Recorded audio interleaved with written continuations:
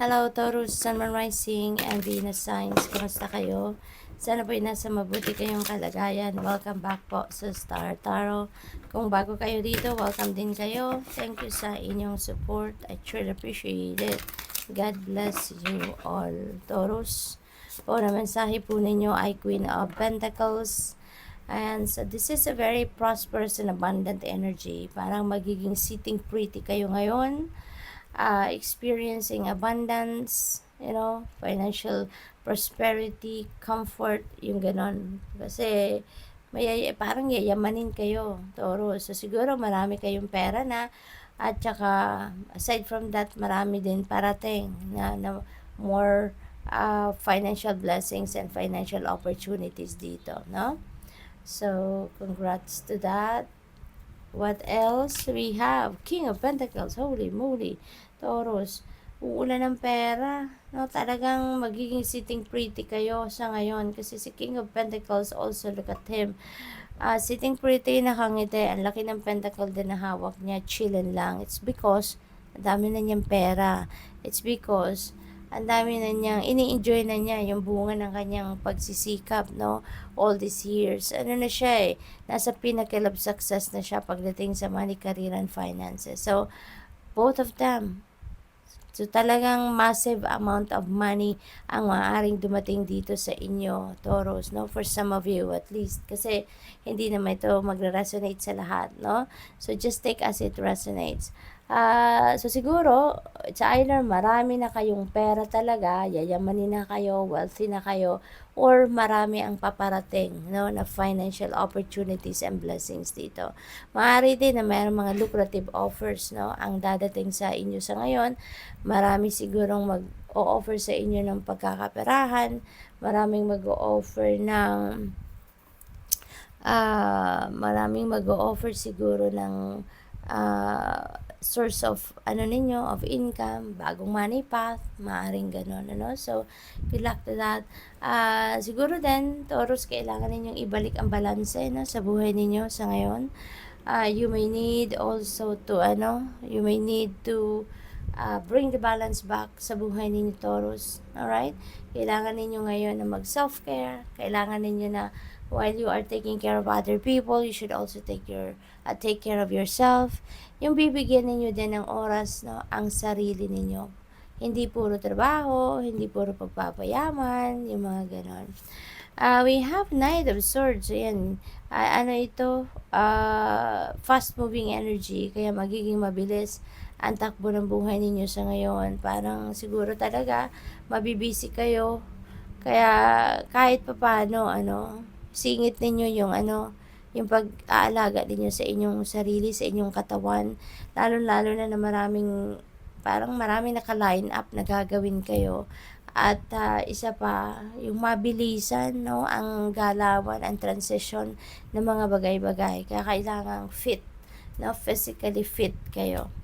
Ten of Wands, sa balutan, si Taurus. Maaaring meron kayong iiwanang sitwasyon dito sa buhay ninyo. Hirap na hirap kayo. Ang dami ninyong bitbit, ang dami ninyong dala-dala. So maybe burdened kayo, no? Baka sa trabaho, overwhelming task, maybe you're working long hours, kaya nahihirapan na kayo. Baka sa pamilya din, relationship, baka lahat na lang dito sa balikat ninyo, lahat na lang, trabaho, obligasyon, responsibilidad, parang pinasa na sa inyo sigurong lahat, kaya parang pagod na, no? Exhausted na kayo, kaya parang ayaw nyo na. So, you may end, no? You may put an end to whatever that burdening situation para sa inyo sa ngayon. What else we have? Four of Cups. Mayroong offer, no, sa inyo dito, pero parang hindi ninyo pinapansin or hindi ninyo napapansin. Maaring dahil pagod na kayo, no? Maaring dahil sa sitwasyon na to na ang dami ko nang ginagawa. Ang dami nang nakaatang sa ang tawag niyo, nakapatong sa balikat ninyo na trabaho, no? Kaya parang nawawalan kayo ngayon ng gana, parang wala kayong amor sa mga opportunities, but you never know, Taurus, baka ito na yung breakthrough ninyo, baka ito na yung hinihintay ninyong opportunity. Kaya, tignan din ninyo, 'no? Maaaring alam niyo na 'to, kung ano 'yan, hindi niyo lang pinapansin.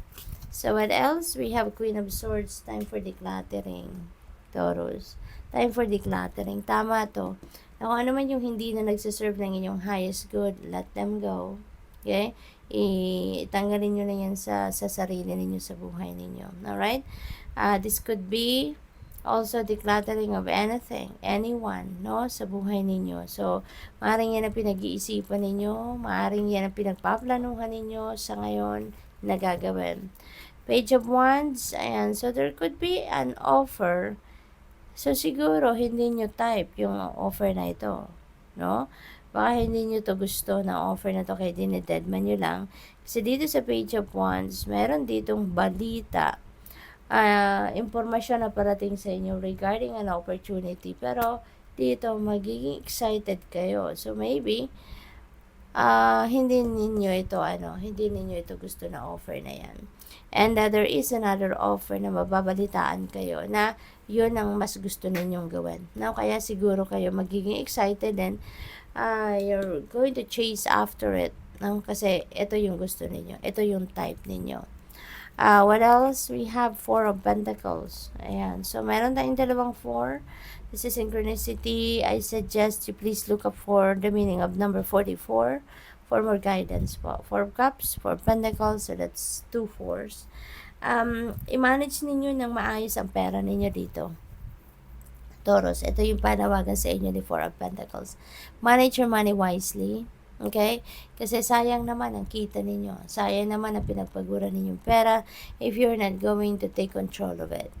Maaari kasi na hindi balanse, no? Hindi balanse ang pagmamanage ninyo ng pera.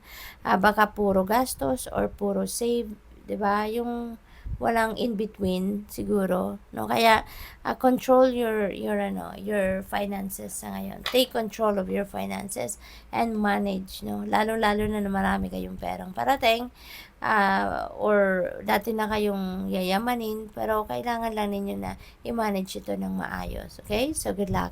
Thank you for watching. Love and light. Namaste.